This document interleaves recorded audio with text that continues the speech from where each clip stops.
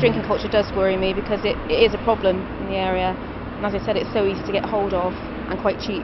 They've got to know what it does to you, and they've got to be sensible, but they've got to have role models. As a parent, you have a huge effect on your child's attitude to alcohol.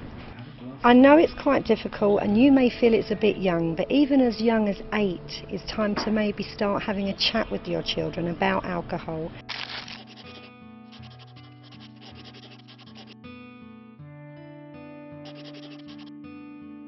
I speak to my daughter about alcohol, and we're quite open and frank about that, and hopefully she won't hide that from me. I think we've got that good sort of relationship. So I think the best approach when you're talking to your children about alcohol is to do it in small bite-sized chunks, very informally, little chats. I wouldn't go and give them a lecture, and I certainly wouldn't use scare stories. Maybe when you're sitting around the dinner table, you might be having a glass of wine. Don't force the issue with them, but if you feel they're comfortable and ready to talk about it, just go for it when you feel comfortable. If you see a story about alcohol on the news, on the television, in the newspapers, or maybe a friend has had a drink, then use that as a hook to then raise the subject and have a little chat about alcohol. If they raise the subject, take the opportunity.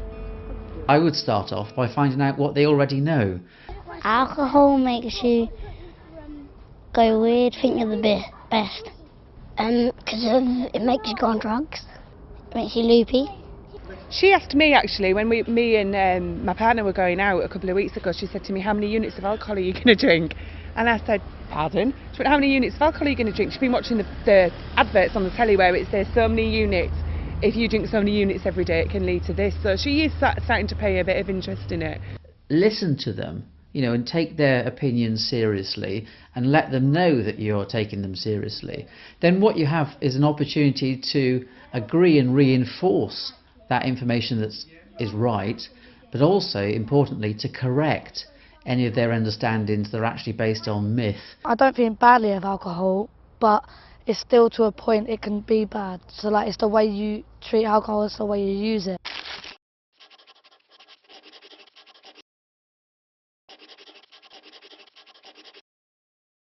The reality is, as your children get older, they will be offered alcohol.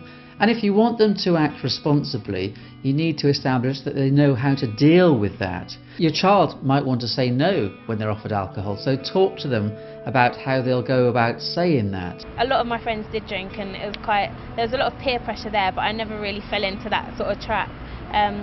And my parents kind of told me that, you've got to be your own person and not just drink because all your friends are drinking. If they are going to have a drink, just be sure that they understand what the impact of alcohol can be on their mind and on their body, so that they are going to be drinking safely.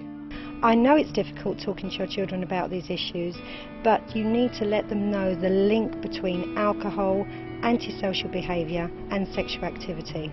By taking alcohol, they're not always going to be in control of their circumstances and may get into a situation that they would later regret. Explain to them how drinking in moderation can be okay, and also how drinking too much can put them at risk. It's important for parents and young people to understand that alcohol is not a joke, that it can get you really ill.